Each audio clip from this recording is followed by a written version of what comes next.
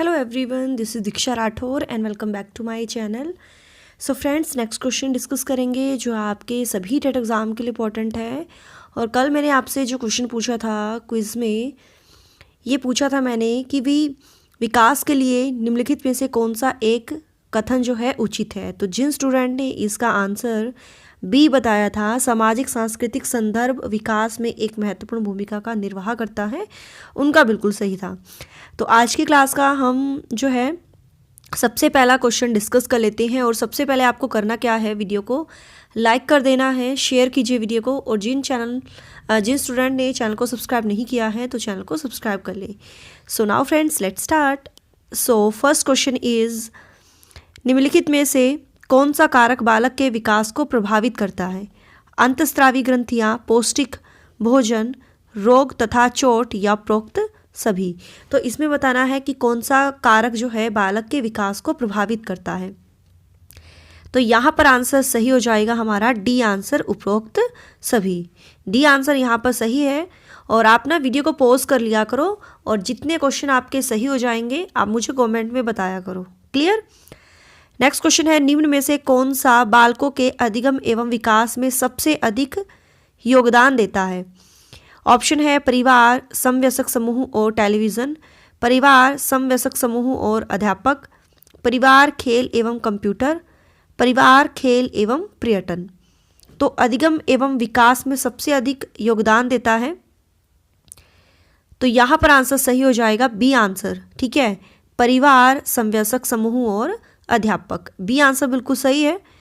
परिवार की प्रथम पाठशाला है, परिवार, समाज, गांव या विद्यालय। तो बालक की प्रथम पाठशाला क्या है? तो आंसर राइट हो जाएगा यहाँ पर परिवार, है ना। प्रथम पाठशाला यानी जहाँ से बच्चा सबसे पहले सीखता है, तो वो परिवार है, फैमिली। ए आंसर यहाँ पर राइट है।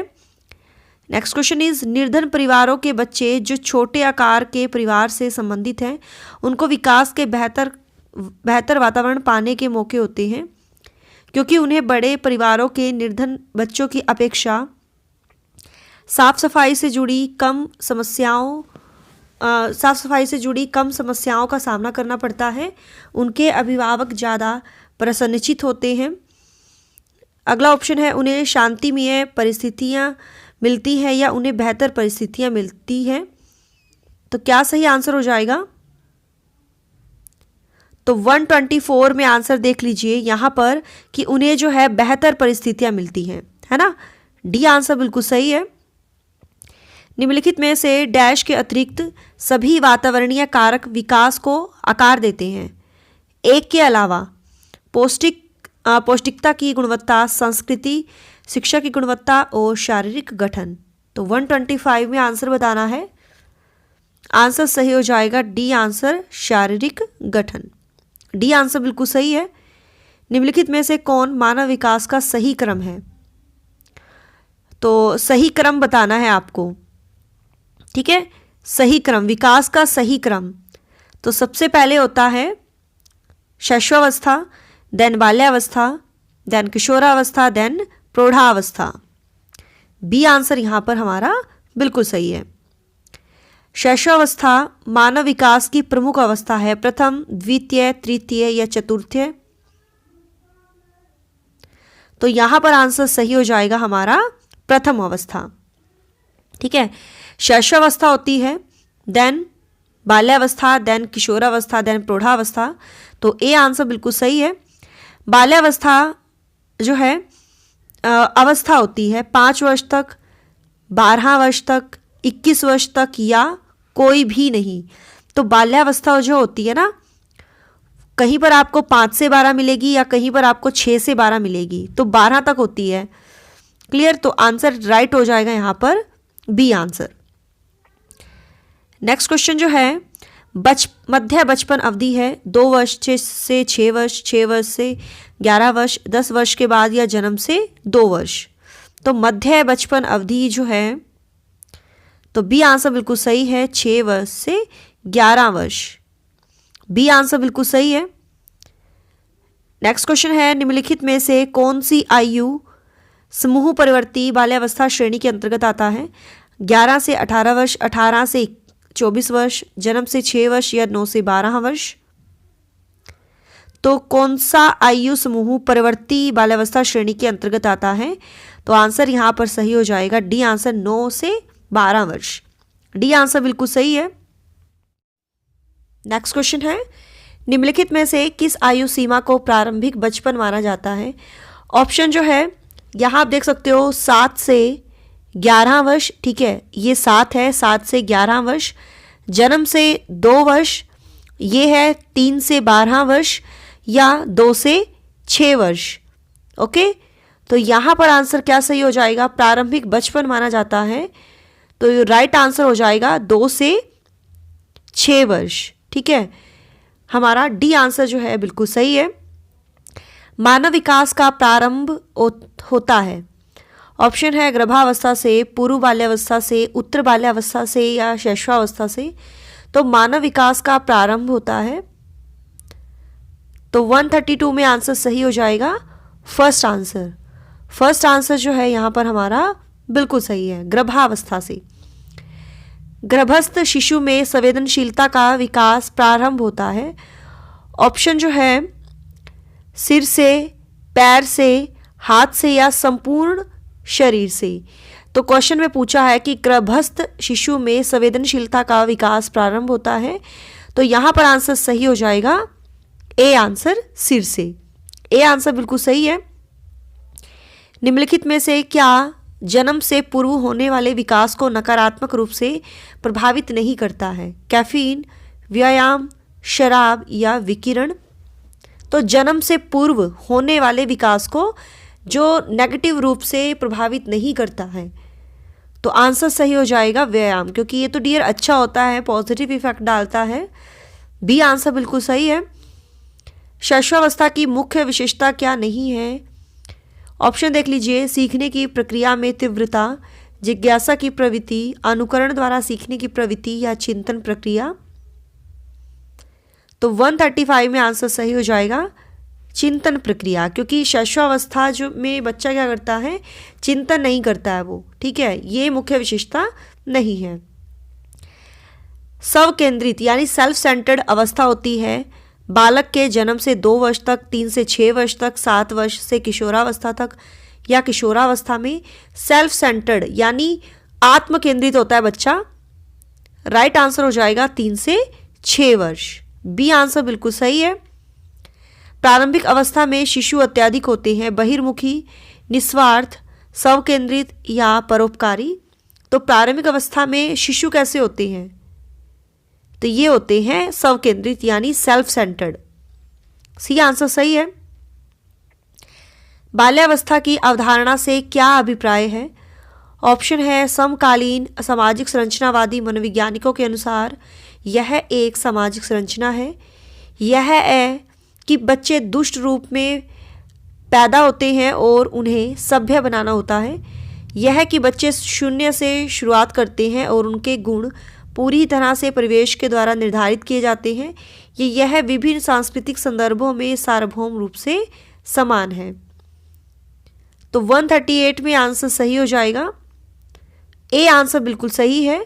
ठीक है, समकालीन सामाजिक संरचनावादी मनोवैज्ञानिकों के अनुसार यह एक सामाजिक संरचना है। ए आंसर बिल्कुल सही है। निम्नलिखित में से कौन सा विकास उत्तर बाल्यावस्था के लिए उपयुक्त नहीं है? साधारण खेलों के लिए शारीरिक दक्षता अधिगम आवश्यकता है। एक पुरुष या स्त्री की सामाजिक भूमिका प्राप्त करना, व्यक्तिगत स्वतंत्रता प्राप्त करना, या हम उम्रों के साथ रहने के लिए सीखना। तो 139 में आंसर सही हो जाएगा। जो उपयुक्त नहीं है, एक पुरुष या स्त्री की सामाजिक भूमिका प्राप्त करना। बी आंसर बिल्कुल सही है।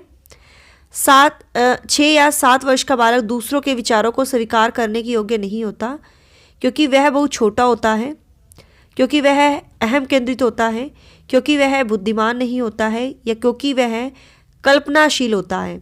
तो 6 या 7 वर्ष का बालक जो है दूसरों के विचारों को स्वीकार करने के योग्य नहीं होता है। किस वजह से? क्योंकि डियर वो अहम केंद्रित होता है, सेल्फ सेंटर्ड होता है।